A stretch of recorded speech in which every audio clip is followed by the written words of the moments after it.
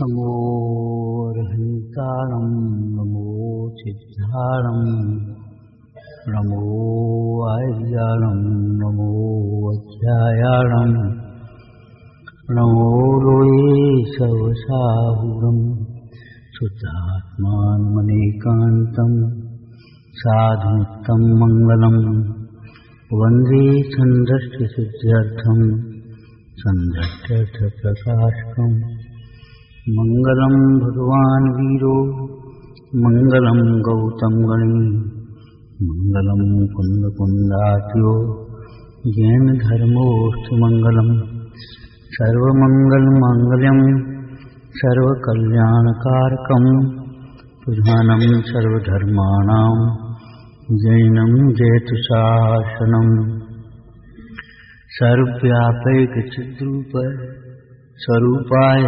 परात्मने सोपलब्धि प्रसिद्धाय ज्ञानानंदात्मने नमः।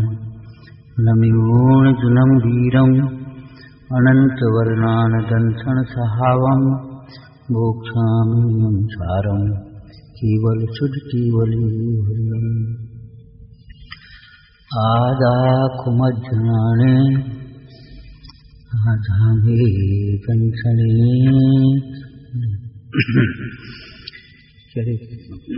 चरितेय आदापचक्षणे आदामे संवरे योगे।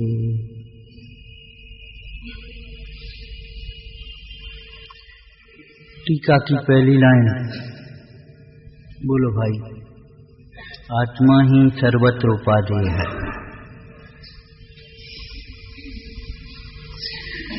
कैसा है आत्मा जो उपादेय है?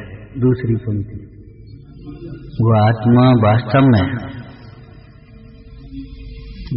में अनादि निधन अमूर्त अतीन्द्रिय स्वभाव वाला शुद्ध सहज सौख्यात्मक है। वास्तव में शब्द क्यों लगाया? आत्मा अपने को भूलकर जन्म मरण कर रहा है, दुखी हो रहा है, इंद्रिय ज्ञान रूप प्रवर्त रहा है। यह बात भी हमारे ज्ञान में है हमारे ज्ञान में, लेकिन वह उपादेय नहीं। ये कपड़ा मैला है, ये भी हमारे ज्ञान में है, ये मैल उपादेय नहीं है, धोने लायक है।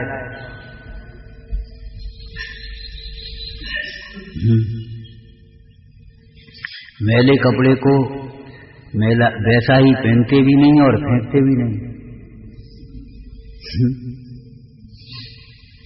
भाई मैला है तो फेंक दो, और अब रोज रोज नए कहां से लाएंगे? ये भी मैले हो जाएंगे, तो फेंकते भी नहीं।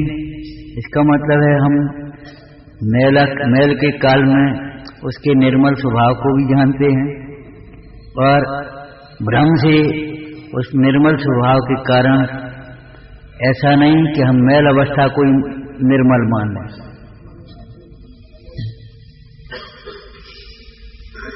उस मैले कपड़े को धोकर पहनते। धोने का शब्द का अर्थ क्या होगा कि मैल को अलग करके पहनते। ऐसे ही हम ये इंद्रिय ज्ञान, दुख, आकुलता, जन्म मरण, इनके कारण रूप जो विभाव भाव हैं, उनसे भेद ज्ञान करके हम अपने आत्मा को उपादेय करते। आत्मा है वास्तव में शब्द लगाया ना, इसका मतलब उपचार भी हमारे ज्ञान में है। तो महाराज हमने तो पढ़ा है, कोई से पूछे तो पूछने के लिए अवकाश नहीं। आचार्य महाराज स्वयं ही प्रश्न का समाधान करते हुए कथन करते, मतलब प्रश्न उठे उससे पहले ही प्रश्न उठा करके सब कर ले।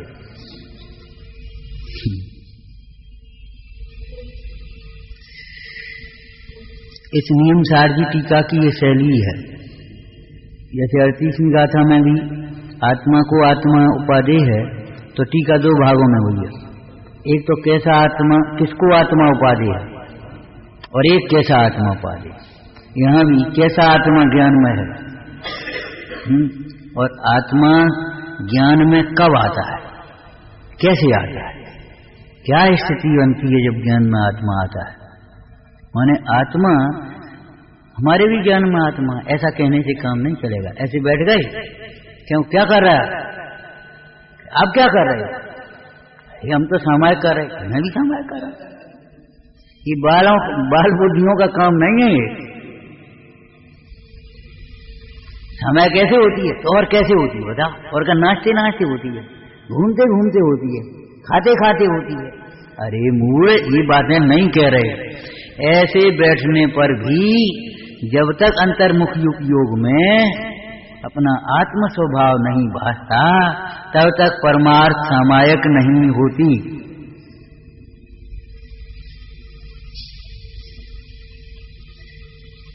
ऐसे बैठने पर भी जब तक जिस आत्मा को भूलकर जो अनादिकाल से विभाव परिणाम किए हैं, दोष किए हैं, उनका प्रतिक्रमण न हो, और आगामी मैं कभी नहीं करूं, मेरे से ऐसे दोष कभी न हो, ऐसा प्रत्याख्यान न हो, तब तक सामायिक नहीं होती। ऐसे बैठने पर भी नहीं होती। नाचते खाते पीते तो नहीं होती, ये हम नहीं कह रहे हैं।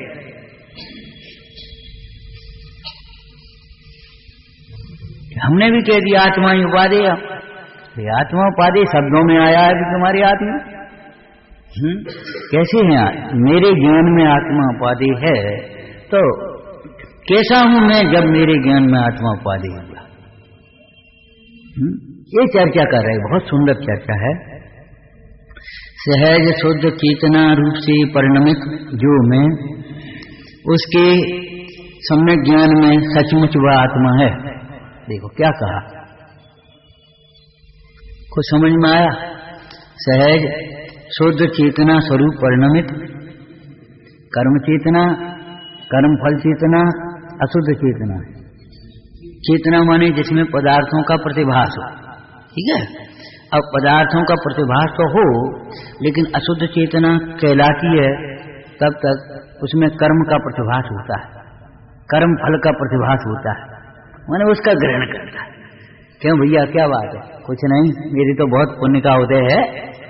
सवेरे भगवान की पूजा और दोनों टाइम स्वाध्याय और सारी व्यवस्था अनुकूल, व्यापार भी ठीक, सब परिवार, बहुत पुण्य का उदय। ऐसे जीव को आत्मा कहां से, उसके ज्ञान में क्या आ रहा है, भले ज्ञान में वो कर्म घुसे नहीं है, लेकिन कर्म फल चेतना। और देखो अब हमको ये करना है, अब एक दुकान बनवानी है, किराए की दुकान से काम नहीं चलता। सोचते हैं एक मकान भी बनवा लें, दुकान बनवा लें वहीं की वहीं अपने सब सुविधा से, और फिर एक मंदिर बनवा लें पास में, और सब उसके जगह उसके पास में एक साधन निवास बनाए, खूब विद्वानों को बुलाएं, खूब करें, खूब प्रभाव न हो। अच्छी बात, बढ़िया बात है। लेकिन आत्मा नहीं हुआ ज्ञान में तुम्हारी। कर्म चेतना और कर्म फल चेतना में आत्मा उपादेय नहीं होता। अशुद्ध चेतना में आत्मा नहीं है। ध्यान रखना, अध्यात्म कथन है, प्रयोजन परक कथन है ये। अशुद्ध चेतना में भी आत्मा ही है। बोलो अशुद्ध चेतना में क्या कर्म घुस गए हैं? अरे पर प्रकाशक ज्ञान में भी कोई पर पदार्थ नहीं है।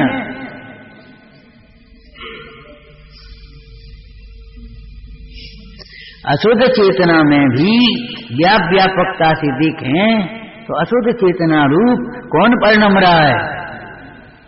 जीव स्वयं परिणम रहा है। उस चेतना में क्या कर्म और कर्म फलों का प्रवेश हुआ है? नहीं हुआ है। फिर भी उसका विषय क्या हो रहा है?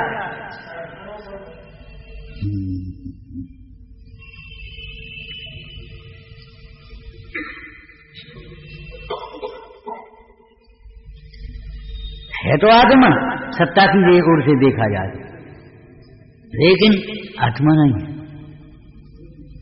आत्मा नहीं।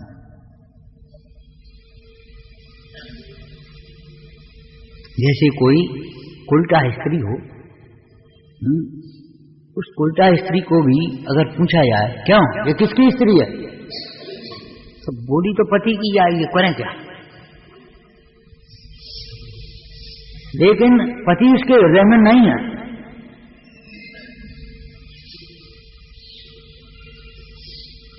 पति के समीप होने पर भी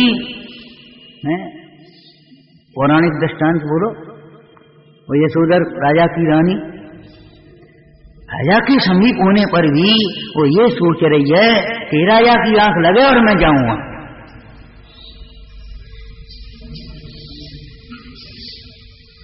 राजा के समीप होने पर भी राजा से बहुत दूर है, और उससे दूर होने पर भी उसके समीप है। एक क्षेत्रात्मक दूरी होती है और समीपता होती है। क्यों भैया अमाइन कितनी दूर है, अरे पास में ही है, 30-40 किलोमीटर है, पास में ही है। कितनी दूर है शिखा जी, कितनी दूर है, अरे बहुत दूर है, 800-900 किलोमीटर है। हो गया ना, एक क्षेत्र की दूरी हो गई, एक काल की दूरी। परीक्षाएं अभी बहुत दूर है, 3 महीने हैं, परीक्षाएं समीप आ गई भैया, अब का 3 दिन बाद परीक्षा आ गई। तो काल की भी दूरी और समीपता होती है, तो फिर भाव की भी दूरी और समीपता होती होगी। आप क्या भाइयों, बगल में जो बैठे सो नहीं दिखाई दे रहे। एक भाई हमारा वहां है, एक भाई हमारा अमेरिका रहता है, अमेरिका, और हमारा भाई और बगल में किराएदार है, वो भाई की तरह बिल्कुल रहता है। घर में उसको चाबी दे जाते हो, वहां आते हो तो भैया यही भोजन कर लो तुम तो, हाँ तो वहीं कर लेंगे। मतलब बिल्कुल एक में से रहते लोग, दूसरे ये समझेंगे बिल्कुल एक ही हो। इतना किराएदार का और मालिक का प्रेम है, लेकिन तो भी वो भावात्मक रूप से क्षेत्र की दूरी, काल की दूरी और भाव की दूरी है। ये भावों की दूरी बहुत खतरनाक है। आत्मा से आत्मा की भावात्मक दूरी है अनादिकाल की। आत्मा ही रहते हुए एक क्षण भी अपने को आत्मा नहीं जानता, बहुत दूर है ये।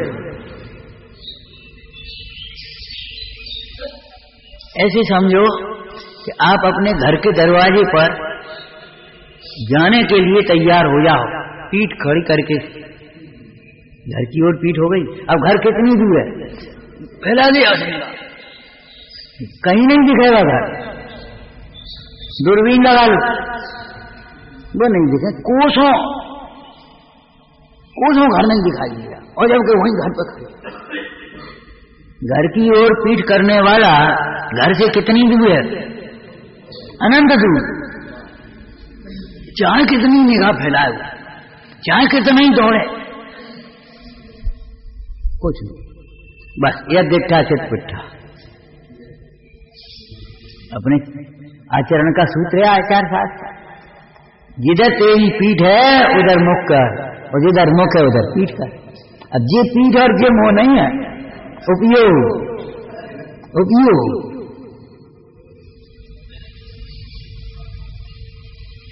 आपको एक दृष्टांत दिया था, दर्पण से कभी चेहरा देखा है? देखते ही। तो दर्पण में चेहरा है और स्वच्छता भी है, लेकिन जब चेहरा देखते हैं तब वो दर्पण नहीं दिखता, और दर्पण देखते तब चेहरा नहीं दिखता। और स्थिति ये है कि चेहरा और दर्पण एक साथ दिखते हैं। कैसे? जब हम दर्पण खरीदने जाते हैं, वही पुराना दृष्टांत बता रहे, तब हम दर्पण को चेहरे से देखते हैं, दर्पण को चेहरे से देखते हैं। दर्पण दिखाना, अरे ये ठीक नहीं है। चेहरे से कौन सा दर्पण ठीक है? जिसमें हमारा चेहरा जैसा का तैसा दिखे, वह दर्पण ठीक है। जिस दर्पण में, अरे कैसा दर्पण ये लंबा लंबा दिखता है, ये क्या दे दिया हमको, ये बिल्कुल छोटा छोटा दिखता है इसमें, ये क्या धुंधला दिखता है, अच्छा सा दर्पण लाओ। तो उस दर्पण की पहचान चेहरे से करेंगे कि नहीं करेंगे? दर्पण अच्छा कौन था? जिसमें अपना चेहरा जैसा का तैसा साफ दिखाई दे। और जब घर आएंगे तब दर्पण से चेहरा देखेंगे, चेहरे से दर्पण नहीं देखेंगे।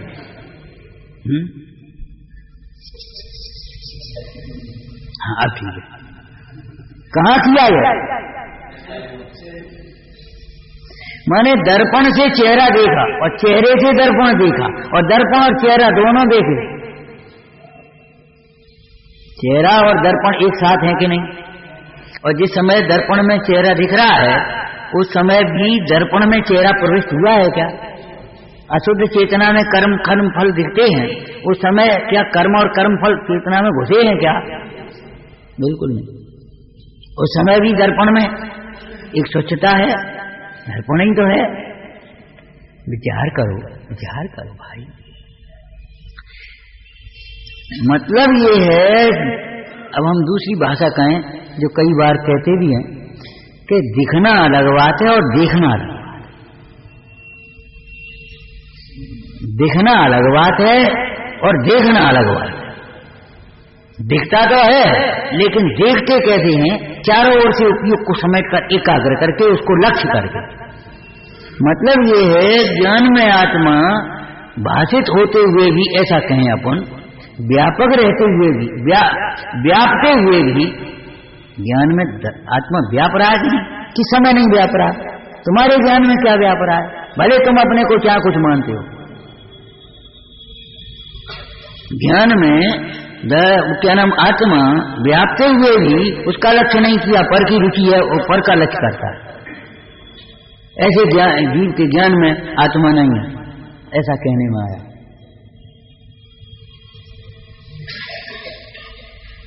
मतलब ये है आचार्य महाराज, मेरे ज्ञान में आत्मा है, इस प्रसंग के द्वारा तुम्हारे ज्ञान में आत्मा आवे, ये उपदेश ही है।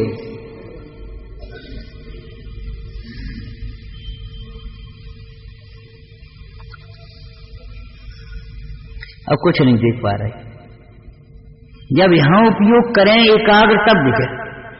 इसलिए तो ध्यान के अभ्यास की चर्चा है, जो द्रव्य संग्रह में गाथा चला रहे। ध्यान का अभ्यास कर, माने एकाग्र होकर के देख, चारों ओर से उपयोग को समेट करके देख, तब तुझे आत्मा दिखेगा, तब तुझे मोक्ष मार्ग प्रकट होगा।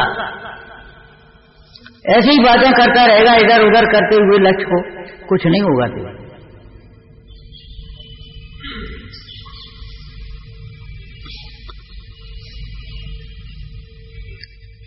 देखो भाई, आत्मा तुझे ज्ञान में देखना है, देखते हुए आत्मा को देखना है? जानने में आते हुए आत्मा को जानना है, तो कैसे जानेगा? चारों ओर से अपने उपयोग को समेट, उसको विषय मत कर, उसको लक्ष्य मत कर, देखना है। तो कैसे देखेंगे हम? और सबको लक्ष्य नहीं करेंगे, इसको लक्ष्य करेंगे। और जो लक्ष्य कर सकता है वही लक्ष्य भेद कर पाएगा। ये तो आपका प्रसिद्ध दृष्टांत है। क्या दिखता है? जंगल दिखता है, हटो यहां से। पेड़ दिखता है, हटो यहां से। डाली दिखती, हटो यहां से।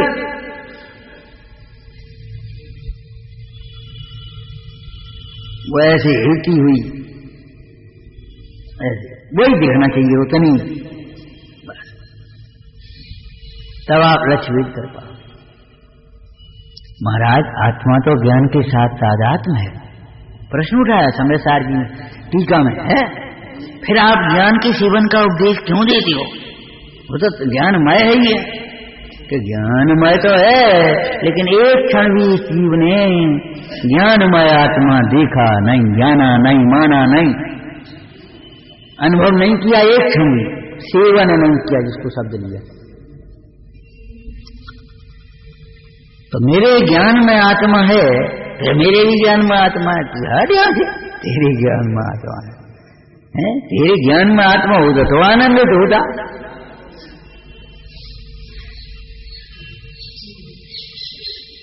बहुत लोग कहते। तो देखो भाई, अब अपन सम्यक दृष्टि तो हो ही गई, अपन देव सास गुरु को मानते, औरों को नहीं मानते किसी को।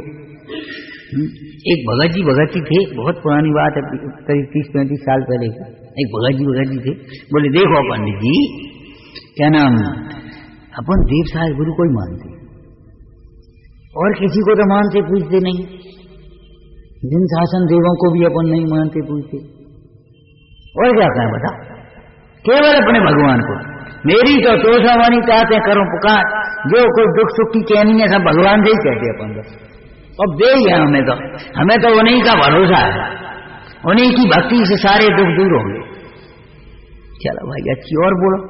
और देखो जिनवानी पढ़ते ही अपन, 7 तत्व जानते हैं, 6 तत्व भी जानते हैं, 9 पदार्थ जानते हैं, 8 कर्म जानते हैं, सब जानते हैं।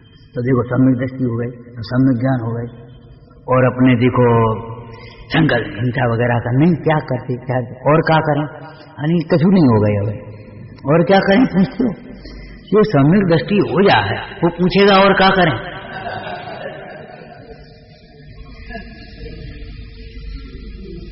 जिसकी जमीन पे जिसने शिलान्यास किया है, अब मुझे बता और क्या करें। नक्शा बन गया, जमीन है अपने पास, शिलान्यास हो गया, तो बता अब क्या करें कि अब सो घरे बैठ गए। अब अरदान कर, अब क्या है, अब तो शिलान्यास हो गया, अब तो भवन बन गया। अरे शिलान्यास माने सिंधु आते पूर्णता थोड़ी हो गई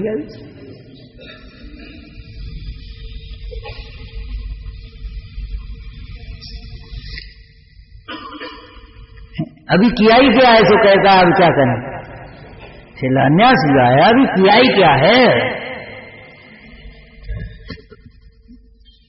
अब क्या करें पूछता है। इसका मतलब है तुझे कुछ खबर नहीं है। आत्मा का अनुभव हुआ, आत्मा आनंदमय है ऐसी प्रतीति आई और पूछता है अब क्या करें। कभी कोई ऐसा करता है? किसी वैद्य के पास गया, कोई औषधि ली, उससे लाभ हुआ, पूछता अब क्या करें।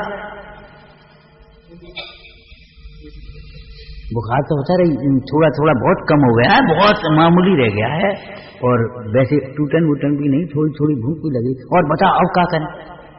अब क्या करें भाई, दवाई खाना।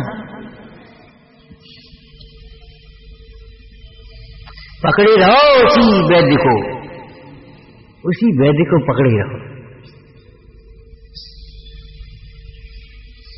जब तक पूर्ण स्वास्थ्य लाभ न कर लो। ऐसी बहुत चर्चा है, ऐसे मिल जाती है। एक भाई मिले, बोले अब काय का स्वाध्याय करें। हमने काय को कर लो भैया, हम तो बताएं तो तब। बोले आपने कही थी सोई, हम तो बड़ी दिन से, अरे हमने कही थी कि तुमने स्वाध्याय किया, तुम नाम तो बता दे। तो सास के बोले वो समय सार कर लिया पूरा कि हाँ अब काय को करें। फिर समय सार जी पढ़ो, बोले समय सार जी तो पढ़ लो, 2 बार पढ़ लिया हमने, बहुत अच्छा लगता है, बहुत अच्छा मन लगा, खूब समझ में भी खूब आया, लेकिन अब बताओ और क्या पढ़े। तुमने पढ़ा है समय सार जी में लिखा न खल समय साराद उत्तरम किंचित दस्ती, और पूछती है अब क्या पढ़े। इसके बाद भी पढ़ना बाकी रह गया तुम्हें कुछ, माने देवों की जिज्ञासा रह गई। अरे समय सार जी की टीका में क्या आया, जिन्हें परद्रव्य को जानने के प्रति उत्साह निवृत्त हुआ है। तुम्हारा अभी परद्रव्य को जानने का उत्साह चल रहा है, और पूछते और क्या पढ़े।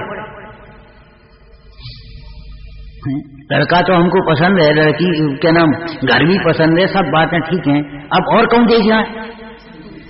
ऐसा कोई नहीं कहता ऐसा। अब जाओ घर और तैयारी करो।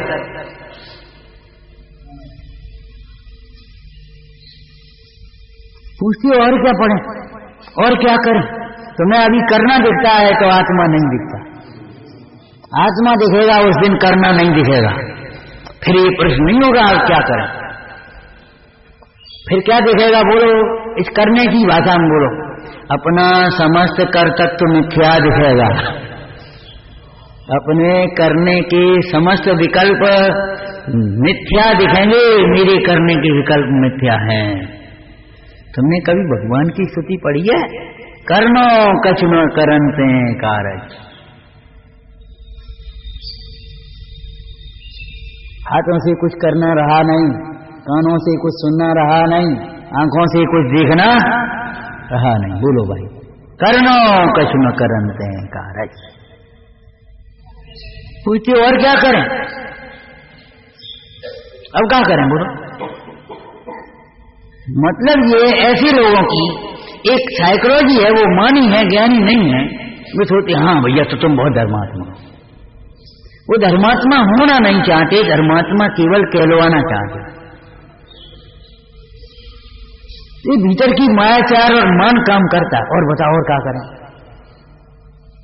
कई बार ये धनिक लोग कई बार पूछते और हमारे लायक कोई सेवा, भैया स्वाध्याय करो, साधना करो, निवृत्ति लो। हाँ ये तो ठीक है। मतलब वो ये कहलवाना चाहते हैं। और सेठ जी भैया तुम ये काम करा दो, और तुम्हारे बिना कौन कराएगा, कैसे कराएगा। हाँ हाँ तो सोचते हैं, बताते हैं, और जैसी आपकी आज्ञा है। माने सिर्फ वो पैसा देकर के प्रशंसा चाहते और कुछ नहीं चाहते। तो स्वाध्याय करो, मतलब हम करते और का हम बता दें। निवृत्ति ले, अब वो मुश्किल है। तो कमाते जा और जोड़ते जा और छोड़ करके मर जाना। हम क्या कर रहे हैं बता। थोड़ा बहुत दान पुण्य कर लो, से कभी मान प्रतिष्ठा के भाव से रखे, वहां भी पुण्य का ठिकाना नहीं। जब मान प्रतिष्ठा के भाव हैं तो वहां भी पुण्य का ठिकाना नहीं।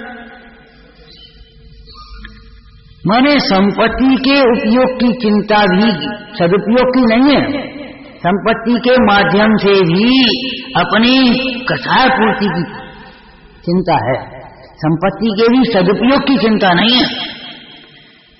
लेकिन हम तो ये कह रहे हैं संपत्ति का तो परिणमन होता है, सदुपयोग उपयोग उसके इसके हिसाब से होगा। तू तो अपने उपयोग का सदुपयोग कर, अपने जीवन का सदुपयोग कर, अपने समय का सदुपयोग कर। जब अपने उपयोग में सत असत का विवेक होगा तो तू अपने समय का भी सदुपयोग कर पाएगा, जीवन का भी सदुपयोग हो जाएगा, सब धन का भी सदुपयोग हो जाएगा। जो कुछ तेरे पास है सब सदुपयोग होगा। ये समझो, भले आदमी के पास जो कुछ भी पहुंच जाएगा उसका सबका सदुपयोग होगा। और संस्कार शून्य व्यक्ति के पास जो आया है हाथ में वही कई बार उल्टी सीधी कमाई होती है। उल्टी सीधी समझ गए होगे, उल्टी सीधी नहीं, उल्टी माने गलत तरीकों से कमाई हो, हिंसा से, क्रूरता से, अन्याय से वो कमाई कहीं लगाना चाहे। भैया हमें नहीं चाहने ऐसी कमाई। भैया अरे जाने कहाँ लगे थी, तासे यहाँ लग तो जाए अच्छी है। अरे जाने कहाँ लगेगी, तासे यहीं लग जाए तो अच्छी है। मैंने कहा बम चाहे कहीं फट गए, हमारे घरे मत फट करो। अनीति की कमाई जहां जाएगी वहां लड़ाई मचाएगी। जिसके पेट में जाएगी उसके पेट में परेशानी करेगी। इसलिए न्याय से कमाओ, विवेक से खर्च करो, संतोष से रहो, उसके बाद तत्व की बातें सीखना, तब समझ में आ पाएंगी। और नहीं तो अपने अपनी प्रतिष्ठा पॉइंट बना करके फालतू की तत्व की चर्चा कुछ नहीं है, खाली पक्ष पकड़ करके और बस अहम की।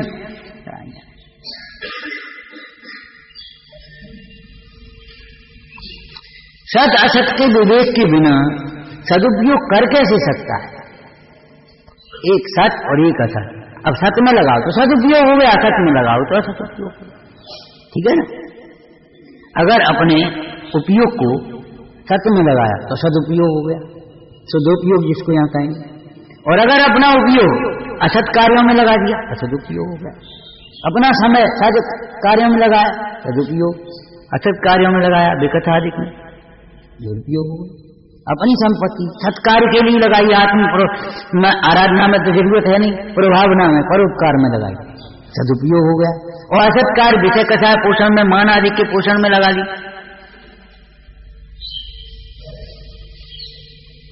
थोड़ा सा विवेक जगाओ।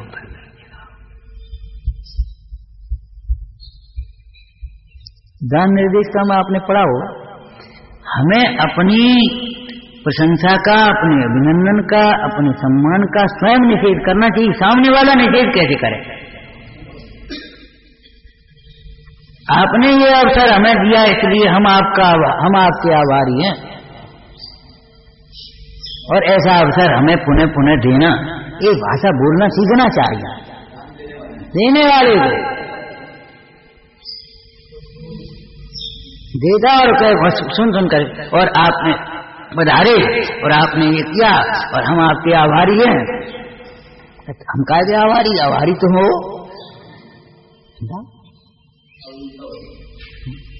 लोभी पंडित और अविवेकी धनवान, पंडित जी ने लिखा टोडरमा जी।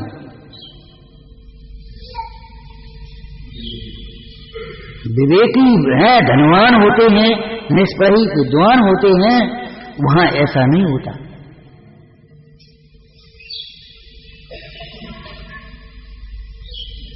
हम आपके हमें ये अवसर मिला, और नहीं तो मुनिराज भगवान की भक्ति श्रावक करेगा हार देते हुए कि मुनिराज कहेंगे भैया चलो अच्छे रहो, और भैया रोटी तो खाने ही है, तुम्हारे बिना कैसे करे, मुक्त मार्ग साधने है, और तुमने भैया बड़ा अच्छा किया और हम स्वस्थ हो गए। और वैसा बोलो ये कहेंगे, बोलो ये मार्ग कुछ अलग है, बहिर्दृष्टि से नहीं समझ में आएगा।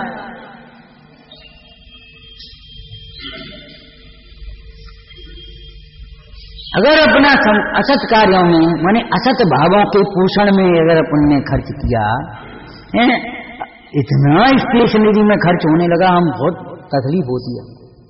एक अग्रिम पत्र का, फिर जे पत्र का, फिर दो पत्र का, और इतनी से बड़ी, फिर इतनी बड़ी, फिर इतनी बड़ी। इतने में बच्चे कितने पड़ जाए, कितनी कापियां बन जाए, कितनी किताबें बन जाए, कितना क्या हो जाए, माने कुछ नहीं लगता। इतनी बड़ी बड़ी चिट्ठियां, और एक एक घर में एक एक। अरे क्या मतलब है भैया, समझ में नहीं आती। कई बार ले आते थे चिट्ठी आकर, हम क्या करेंगे, मंदिर में लगी, इस कागज का दूसरे में उपयोग कर लो भैया, क्या हो तो कछु नहीं। ऐसे ऐसे कण कण कण के जोड़ो और ऐसे ऐसे खर्च उल्ला दी। फिर पीछे से धन्यवाद पत्र फलाने।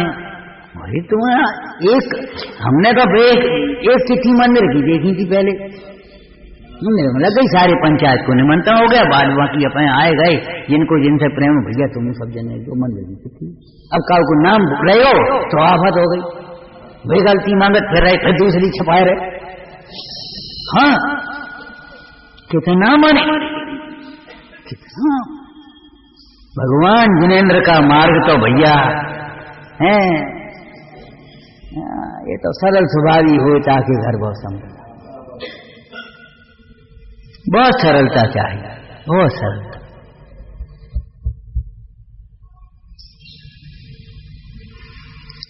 कर्म और कर्म फल चेतना जब तक ज्ञान में भासती है, आत्मा व्यापक होते हुए भी आत्मा का लक्ष्य नहीं हो पाता। कब लक्ष्य होगा, कब ज्ञान में आत्मा आया, मेरे ज्ञान में आत्मा है। कैसे मेरे ज्ञान में आत्मा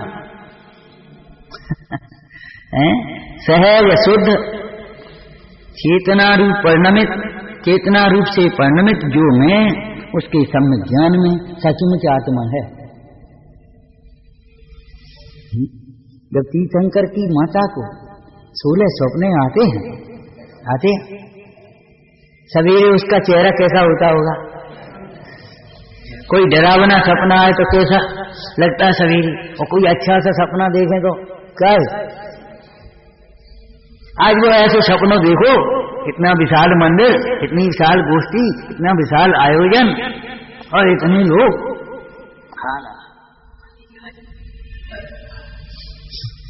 विचार करो, जिसके ज्ञान में आत्मा हो उसके ज्ञान में, ज्ञान मात्र भाव में अनंत शक्तियां उछलती हैं, उसकी ज्ञान में कैसी शांतता का वेदन, कैसी निष्प्रयता, ये सारी बातें समझना चाहिए।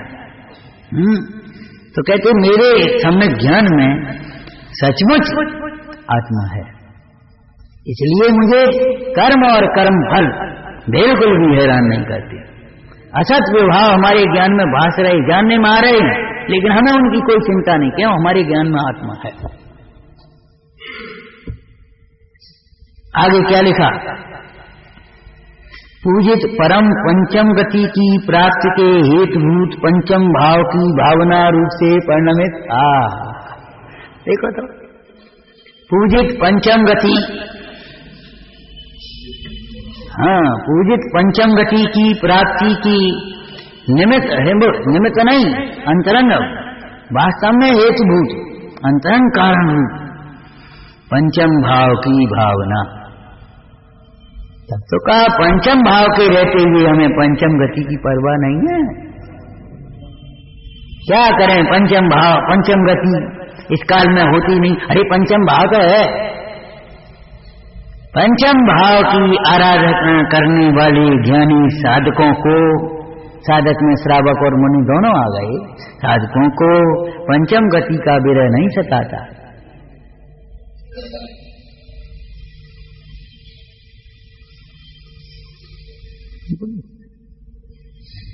स्वकाल में पंचम गति भी होती है, ऐसा नहीं कि नहीं होती, लेकिन पंचम भाव की आराधना करने वाले जीव को पंचम गति सहज होती है, और पंचम भाव को न जानने वाले जीव को पंचम गति नहीं ही होती। पंचम भाव की भावना रूप से परिणमित मुंडराज, मुंडाज है ना, पद्म प्रमलधारी मुंडाज, और पंचम भाव के श्रद्धान रूप से परिणमित श्रावक है, ज्ञान रूप से परिणमित, और बारंबार उसकी भावना भी भा रहे हैं, लेकिन उग्र भावना मुनीश्वर की दशा में। पंचम भाव की भावना रूप परिणमित ऐसे मेरे दर्शन में, सम्यक दर्शन विषय में वह आत्मा है। कितनी सुंदर बात है, श्रद्धालु में आत्मा है, प्रतीति बात है। हमारे पास नहीं है, हमारे पास 1 रुपया नहीं है, वो 10 लाख रुपया हो जाएंगे। क्यों? हमें उसकी प्रतीति है, या चले या कह लें, उस धनी की प्रतीति से वो अपने को ये समझता है मानो ये धन मेरे ही पास है, मानता ना। उस ज्ञायक भाव की प्रतीति से ऐसा ज्ञानी जानता है ये छायकवा मेरे समीप ही है, जो नहीं है हो जाएगा, क्यों चिंता करते? धनी तो हमारे पास है।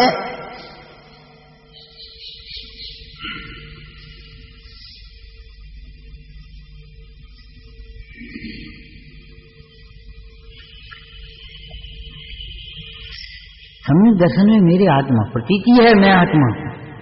अब जब ये प्रतीति है मैं आत्मा हूं, इस बल से, इस श्रद्धान के बल से, इस ज्ञान के बल से वह जीव ज्ञान में भाषित होते हुए अनंत पदार्थों के प्रति किंचित मात्र भी रंजायमान नहीं होता।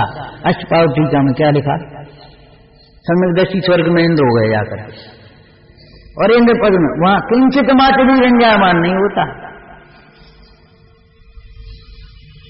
समाधि मन में दृष्टांत दिया, जैसे 16वें स्वर्ग का देव यहाँ कौतूहल से आकर के कोई विक्रिया से भिखारी का रूप बना करके भगे, एक सूप उसमें एक पोटली, एक बच्चे को गोद में, एक की उंगली पकड़े, एक स्त्री पीछे चल रही है, विक्रिया से उसने बनाया और भग रहा। क्यों भाई, क्या बात है, कहाँ जा रहे? अरे बैरियों की फौज ने आक्रमण किया यहाँ और मैं भगे जा रहे, तुम भी भगो। ऐसी दीनता करता हुआ, रोता हुआ, मेरी झोपड़ी जल गई, जला दी, मेरा ले लुट गया, ऐसा कहते हुए भी वो जानता है कुछ नहीं, ये सब है पुद्गल के खेल। क्योंकि मैं आत्मा और पुद्गल खंड। अब जब तक मैं आत्म नहीं दिखाई देगा तब तक ये पुद्गल खंड कह सकते हो, दिखेगा नहीं, बिल्कुल नहीं, दिख नहीं सकता। और जब तक तुम्हारी ज्ञान में, सिद्धांत में नहीं आएगा तब तक उसके प्रति निश्चिंतता नहीं आएगी, पर से विरक्तता नहीं आएगी और स्वरूप की भावना नहीं जागेगी। अंतर की रुचि के बिना ऊपर ऊपर से कितना कहा किया जा सकता है। तो मेरे श्रद्धान में आत्मा है यार। देखो श्रद्धान में जब आत्मा है तो उसका प्रमाण दिखाई दे रहा है। हर कष्ट के निवारण के लिए आत्मा के आश्रय से कोई कष्ट नहीं,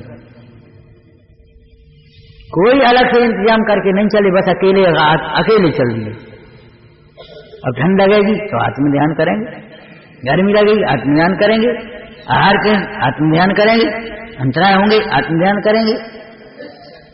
अंतराय भय उत्सव मने, कैसे उत्सव मनाएंगे? आत्मा के आश्रय से ही तो उत्सव मनेगा।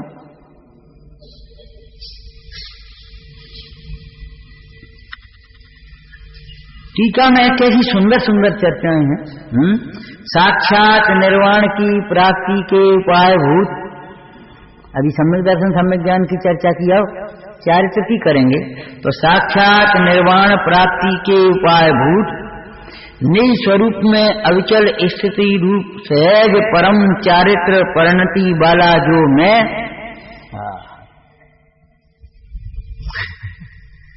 मुनिराज कैसे कह रहे हैं, उसके सहज चारित्र में भी वह परमात्मा सदा सन्निहित है, सन्निकट है।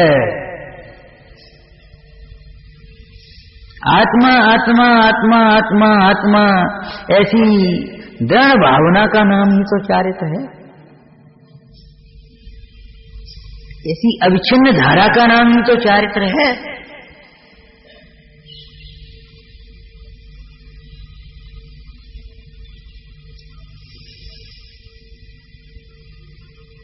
देहासित क्रियाओं को धर्म मानने वाले जीव को राशि कोई क्रिया छूटे तो ऐसा लगता है सब धर्म छूट गया हमारा।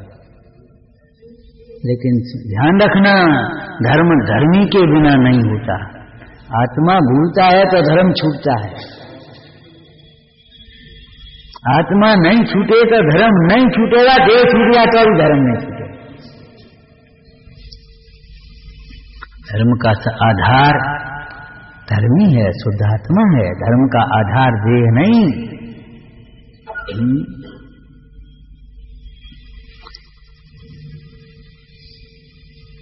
मेरे दर्शन में, ज्ञान में, दर्शन में, चारित्र में आचरण आत्मा है।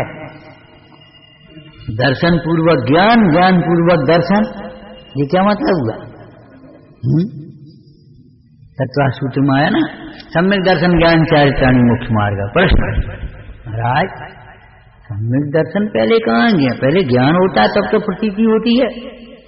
तो भैया पूजपना ज्ञान में सम्यक दर्शन से आता है, इसलिए पूज को पहले लिया। ज्ञान पूर्वक श्रद्धान, अंधश्रद्धान नहीं। पढ़े भुने का देखा देखी का श्रद्धान नहीं, ज्ञान पूर्वक का श्रद्धान और श्रद्धान पूर्वक का आचरण।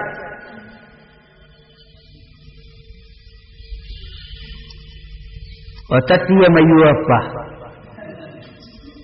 कैसी अद्भुत।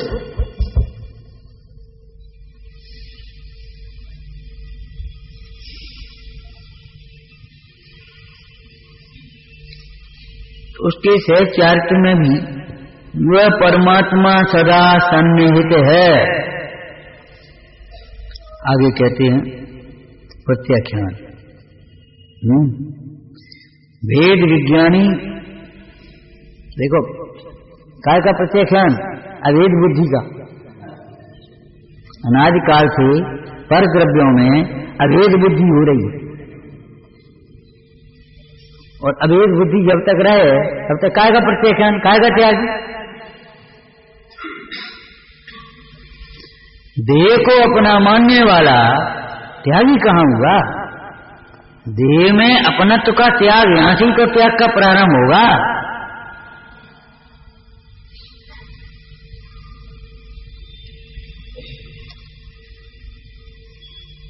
वेद विज्ञानी देखो कैसी शुरुआत की।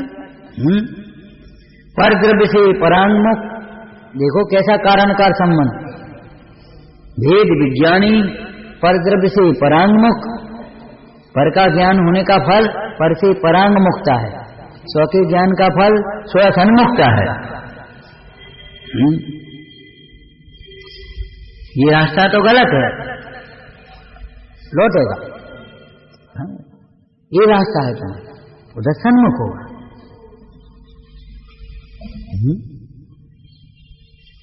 वेद विज्ञानी परद्रव्य से परांगमुख तथा पंचेंद्रिय के विस्तार रहे देह मात्र परिग्रह वाला, पंचेंद्रिय के विस्तार रहे देह मात्र परिग्रह वाला। पंचेंद्रियों का विस्तार कैसे होता है? पंचेंद्रियों का विस्तार कैसे होता है? तो इंद्रियों के माध्यम से इन पर पदार्थों को भी देखता है, उन्हें भी अपना मानता देह को अपना माना, और फिर पंचेंद्रियों से जो देखता है उसे अपना मानता है। ये मेरे माता है, ये मेरे पिता हैं, ये मेरे भाई हैं, ये मेरी बहन है, ये मेरा पड़ोसी है, और ये तो दुश्मन है। इसकी वजह से हर समय कली है, ये तो दुश्मन है। पंचेंद्रियों का विस्तार, ये काला है, ये भूरा है, ये नीला है, ये पीला है, ये अच्छा है, ये बुरा है, ये सुगंध है, ये दुर्गंध है, ये बढ़िया गाना है, ये बढ़िया गीत है, ये बढ़िया है व्याख्यान है, ये तो बेकार। पंचेंद्रियों के विस्तार, इंद्रियों का विस्तार का मतलब आंख निकल करके कहीं बाहर भग जाती है, ऐसा नहीं समझना। विस्तार का मतलब ये बाहर देखती है, कान बाहर की सुनते, इंद्रियों के दिशा ही बहिर्मुखी है। इंद्रियों के जो विषय बन रहे हैं वे पदार्थ भी बहिर है, तो बाहर देखती विस्तार। इसीलिए तो इंद्रियों से और मन से अपनी बुद्धि को समेटा जाता है। इंद्रियों को क्या, मन को इंद्रियों से अपनी बुद्धि को समेटो, अपने को समेट लेते भैया। पंचेंद्रिय के विस्तार रहित देह मात्र परिग्रह वाला, क्या मतलब? बिल्कुल ये देह धरिए, विषयों का तो त्याग संभव है संयोग की ओर से, चरणान योग पद्धति से, असद्भुत व्यवहार से। अब शरीर का त्याग कैसे करेंगे? शरीर के प्रति ममत्व का त्याग तो है, अब शरीर का त्याग कैसे करें? अनंत भगवान भी नहीं कर पा रहे।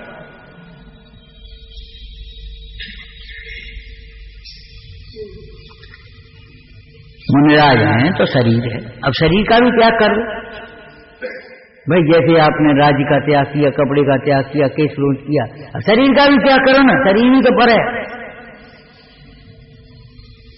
शरीर का त्याग तो सत्य है नहीं, लेकिन उन्हें वह शरीर पर भाषित होता है, अपना नहीं भाषा, यही त्याग है। कायोत्सर्ग का सुंदर अर्थ इसी टीका में है। मुक्त्वा काय विकारम शुद्धात्मानम मुहु मुहु संभाव्यति यस्य सफलम जन्म तंत्र।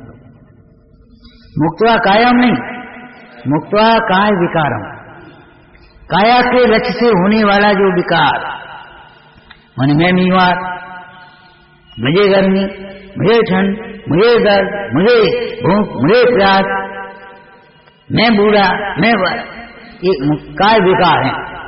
एक काया में विकार, परभाव के दो अर्थ होते हैं। एक परद्रव्य का भाव, परद्रव्य के गुण पर्याय, उनको भी परभाव कहते हैं, है ना। और एक परभाव माने पर के लक्ष्य से होने वाले अपने विकारी भाव।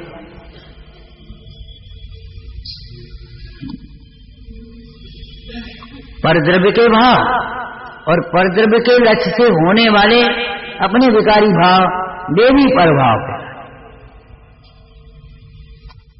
तो वे काया और काया के लक्ष्य से होने वाले जो विकारी परिणाम, वे भी काया में ही जन्मती। शरीर भी उन मुनीश्वरों को ऐसा लगता है जैसे परिग्रह है, मतलब बोझा लगता है, छूटना शक्य नहीं है, छूटती नहीं। और विवेकी भी है, ज्ञान चक्षु सावधान है, भावुकता नहीं है। धर्म भावना प्रधान तो है, लेकिन भावुकता रूप नहीं। भावना में ज्ञान जागृत है, ज्ञान पूर्वक भावना चले। और भावुकता तो जो देखा नहीं ये भी बहुत अच्छा है, ये देखा ये भी बहुत अच्छा है कुछ हम कहते आज भी हम कहते जरूर हैं, चाहे उसमें ज्ञान की महिमा नहीं है, लेकिन महिमा हमें आज भी उसी की आती है। जरा कोई क्या से भेद प्रभेद इधर उधर, अरे साहब बहुत अच्छा, जल्दी से प्रभावित हो रहे, चलो अपन लाभ लेंगे। काय को लाभ ले रहे, किन को लाभ ले रहे, का लाभ ले रहे, समझ में ही नहीं आती क्यों दो लोग दे रहे हो।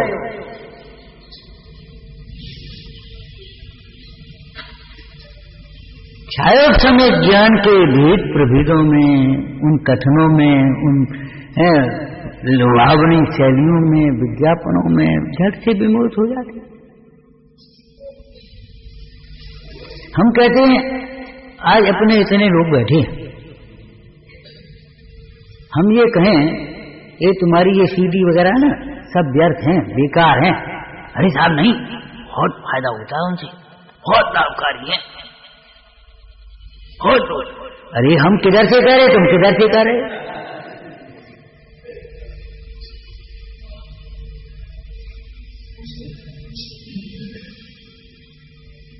कैसी साधना होती है, फिर एक साधक भी अपना अपना सीधी और सीधी के लिए बचेंगे, बाकी बचेंगे, बाकी बचेंगे, फिर वो खराब हो रहा, फिर नव रहा, फिर मांग रहे, फिर ये कर रहे, फिर रख रहे, उठा रहे, खराब हो वो। अरे और तुमने खराब कर दिया, क्या कर रही हो? अरे साहब वो गलती हो गई, ये बाकी बैटरी खराब हो गई, वो खराब हो, दिमाग खराब है। ये बैठिए हम भजन करो अपने हाथ।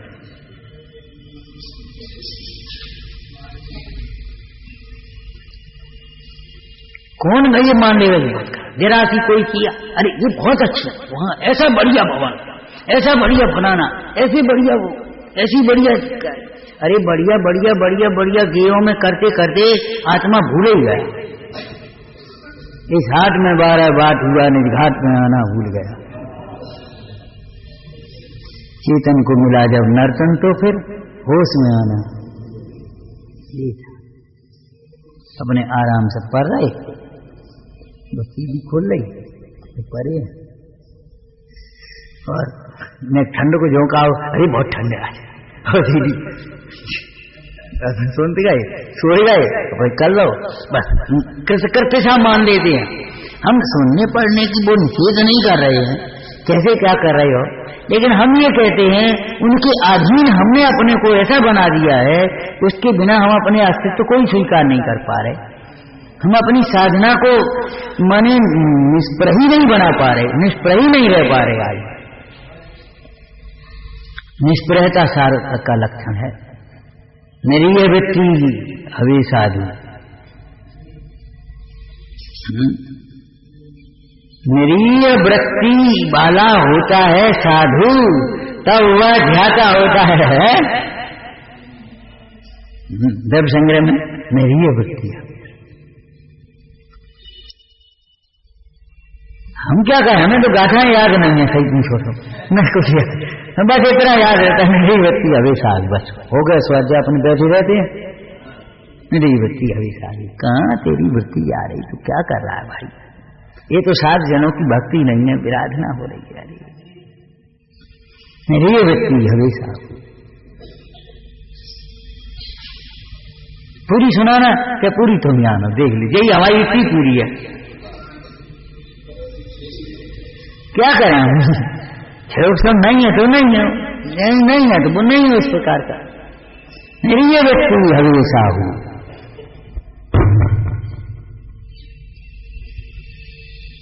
देव ने ऐसा लगता है, क्यों आपका पड़ोसी, कि ये पड़ोसी तो है,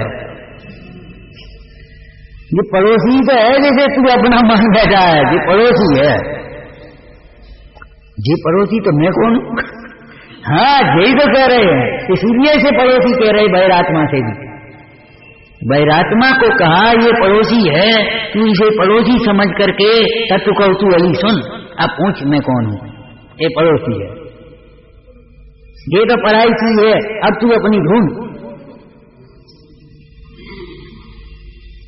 पंचेंद्रिय के विषयों के विस्तार, पंचेंद्रिय के विस्तार से रहित देह मात्र परिग्रह वाला, देह मात्र परिग्रह अस्थि और नास्ति दोनों करो। क्यों भैया? देह मात्र परिग्रह, मात्र का मतलब और कुछ नहीं, आगे कुछ नहीं, आगे कुछ नहीं। जब है दूसरी देह मात्र परिग्रह, देह भी उन्हें परिग्रह रखता तो और की क्या बात करे। जिन्हें अपना देह भी परिग्रह सा लगता है, बूझा लगता है, अब पराया लगता है, तो भी किसी अपना मानेंगे, किसी शुक्र मानेंगे, किसको ढूंढेंगे, किसको ढूंढेंगे? देह मात्र परिग्रह वाला, परिग्रह वाला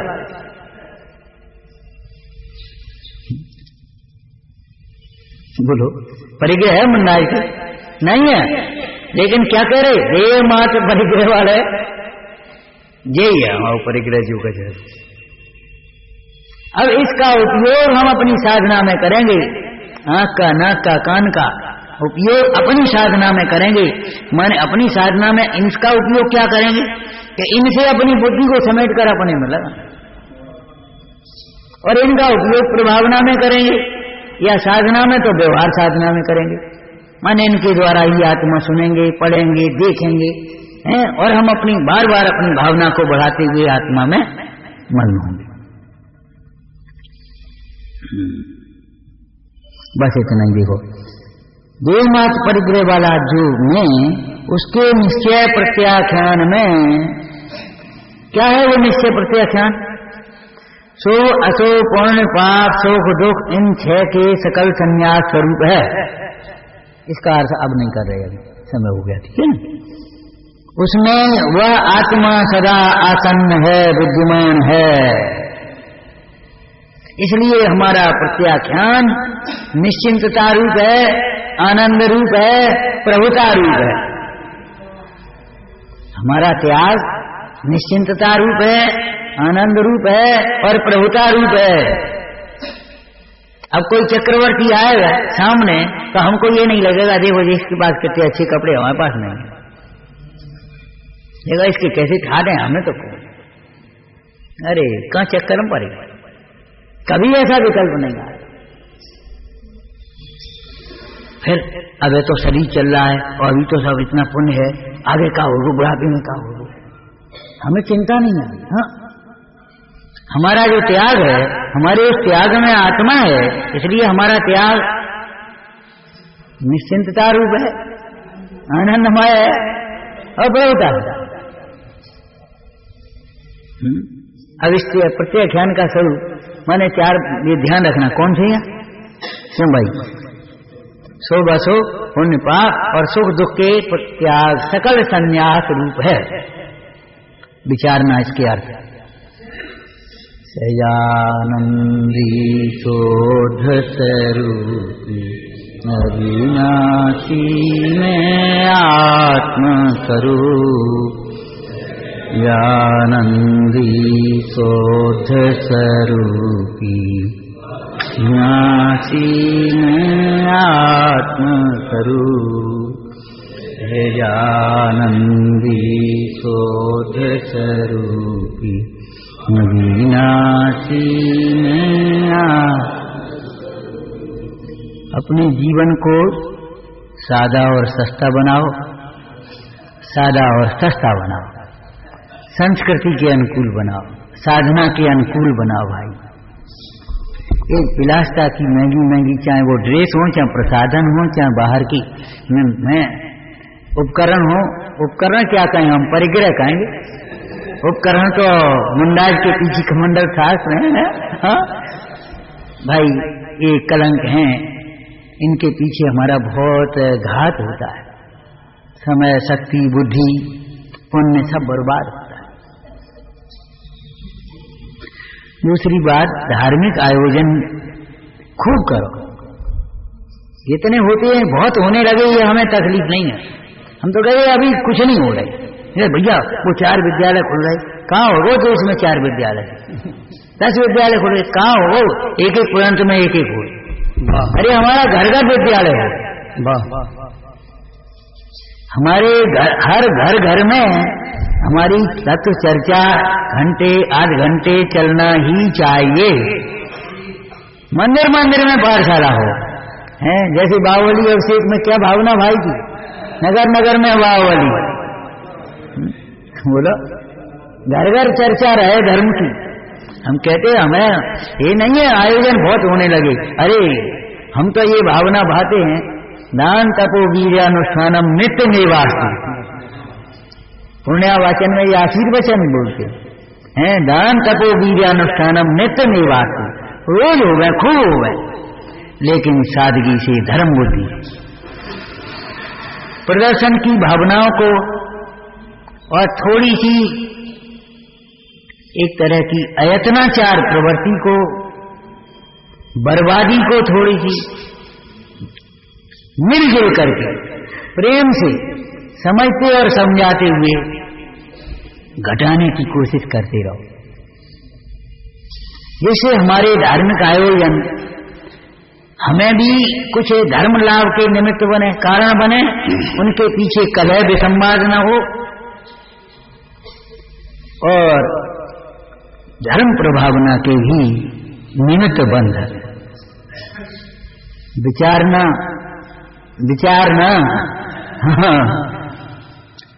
ज्ञान में आत्मा दिखने पर जीव आनंदित होता ही होता है। जिन्हें आत्मा दिखता है उन्हें अपनी सर्व कर्तृत्व मिथ्या भाषित होते हैं। अन्याय का दंड जहाँ भी जाएगा कलह उत्पन्न करेगा, इसलिए अन्याय के ढंग से बचना चाहिए। देह की क्रिया छूटने पर धर्म नहीं छूटता और आत्मा छूटने पर धर्म छूटता है। देह भी छूट जाए तो भी धर्म नहीं छूटता। ऐसा मांगलिक प्रवचन हम और आप सभी ने सुना। दोपहर में ठीक 2:30 बजे से 3:15 बजे तक पंडित राजेंद्र कुमार जी जबलपुर वालों का यहाँ प्रवचन होगा और 3:15 से 4 बजे तक पंडित राकेश जी का मांगलिक प्रवचन होगा। शाम का भी 6:30 बजे से 7 बजे तक जिनेन्द्र भक्ति, 7 बजे से 7:30 बजे तक विधि विधान की क्लास, 7:30 बजे से 8:15 बजे तक पंडित राजेंद्र कुमार जी का प्रवचन और 8:15 बजे से आदरणीय पंडित साहब का मांगलिक लाभ मिलेगा। जिनवाणी जिनकी ध्वनि है ओंकार रूप निरक्षरमय महिमानु, दस अष्ट महाभाषा लघु भाषा 7 शतक सुशी, स्यादवादमय सप्तभंग हरधर गोंठे वार, रवि शशि नर सोतम हरा, सो शास्त्र नमहु बहुपी।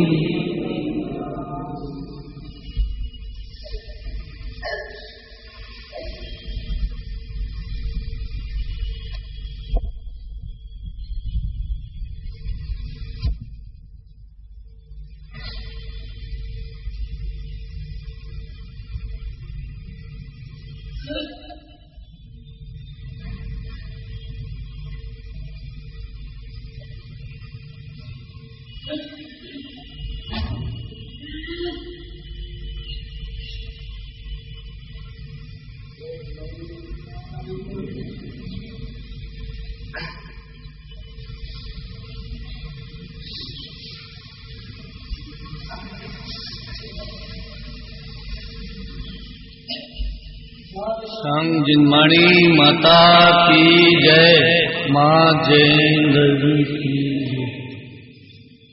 बाहर से पधारे सभी साधर्मी भाई